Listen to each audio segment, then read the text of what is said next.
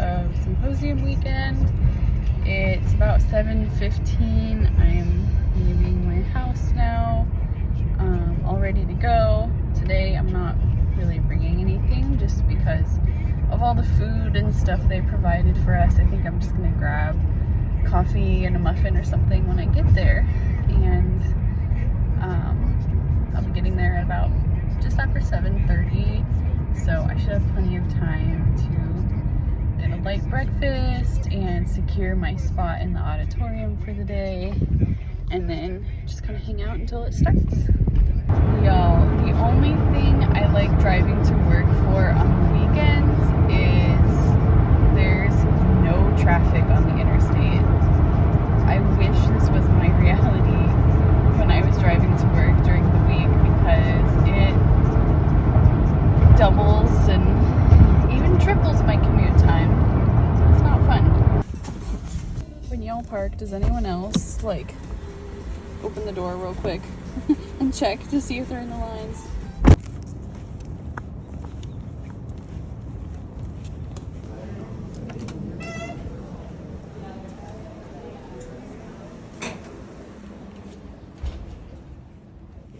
Good morning.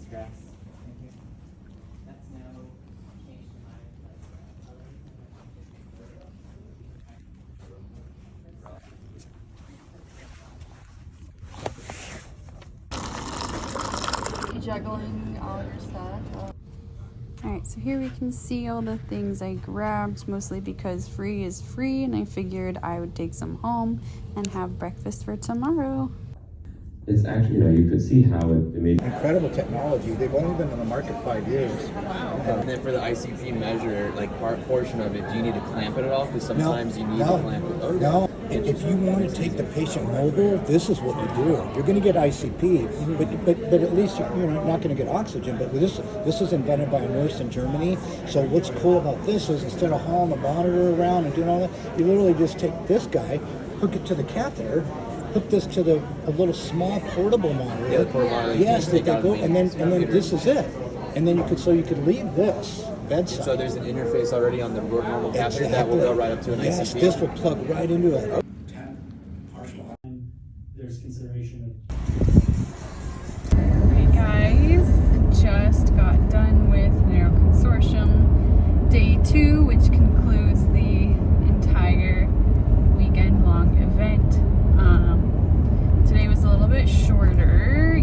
We were supposed to get done at like 3:30 today, but one of the speakers, which happened to be one of my mentors, couldn't make it, and we didn't really have anyone to fill in for that spot because it was such like a niche talk that they just kind of nixed it, and we got out early. So it's not even 3 yet, it's like 5 till, so I'm heading home.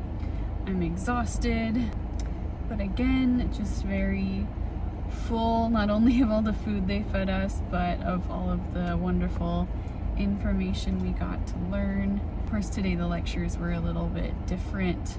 So then moving on to some things that we went over that I learned today. We started out with a lecture on spasticity, and how spasticity can kind of be not necessarily a biomarker, but just an indicator of when something is going wrong in a patient. If they have an increase in spasticity, it might mean they have an infection, for example, or some sort of noxious stimulus.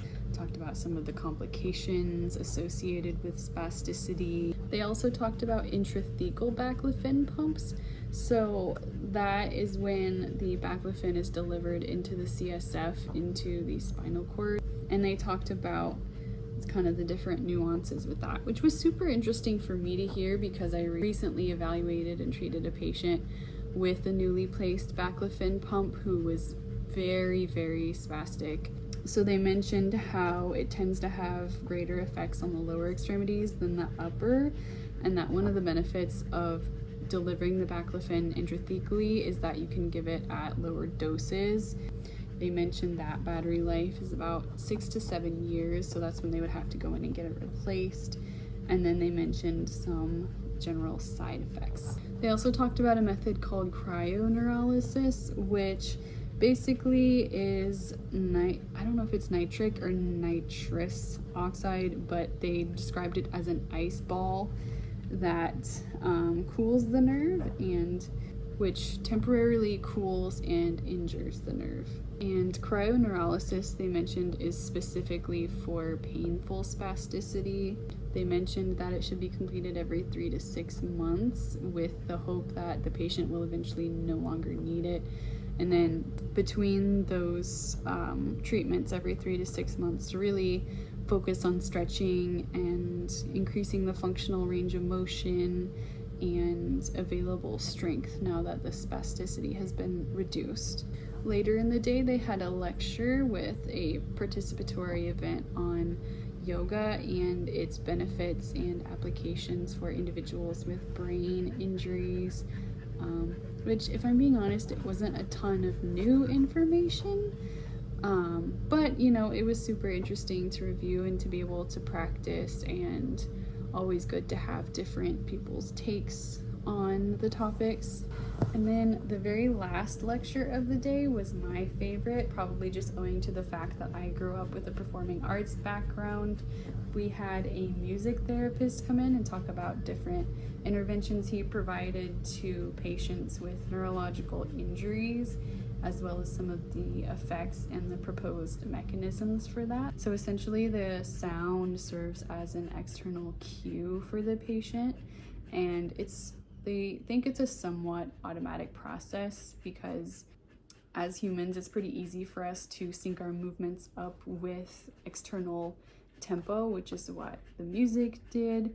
So they provided an example of doing music therapy with a patient post-stroke, and at the beginning of the video he was using a 3-point gait pattern, had an unequal step length and a very slow cadence, and then by the end of the hour, just with those external cues and by gradually increasing the tempo of the music, they were able to get him walking faster with a more normal step length and without his cane.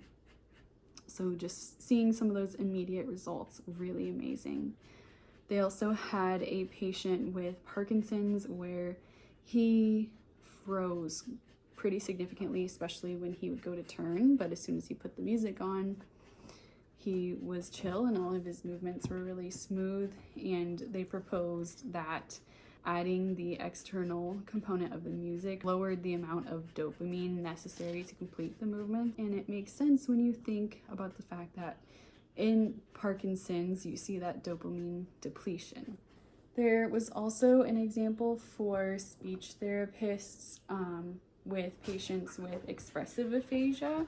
So speaking words would be really difficult even though they could think through things clearly. They essentially sang the words and phrases they wanted to use rather than just speaking them, and had some success with that. And they think that's because instead of using the left side of the brain, with the songs, they were stimulating the right side of the brain. So they were just finding a different pathway to achieve speech. They would often pair this with some tactile stimulation. Something I thought was really cool is that they mentioned that music can be processed at least somewhat through the brainstem, and that's why we see all sorts of effects on our autonomic functions like our heart rate and our breathing and things like that. So that's why we see those calming effects. And then they also gave an example of using music therapy for those with hemi-neglect. So in the video, they had some bells that you would hit, kind of like you would see at a reception desk, only several bells with different tones. So they had 4 of them set up in front of the patient, and they had her work from right to left and left to right, and then just gradually expanding the visual field that she would have to scan within until, I'm not sure how much time elapsed, but they eventually had her doing like a full trunk rotation to get to those bells. So that was really cool. and seeing her success with that. Overall, I think my experience of attending the symposium really reaffirmed my decision to become a PT resident. One of the most beneficial aspects of a residency in my eyes is that of education, and this symposium definitely did not disappoint. And if you're interested in learning more about residencies and some general benefits to completing one, go ahead and click on the video here. I hope you'll follow me along for more.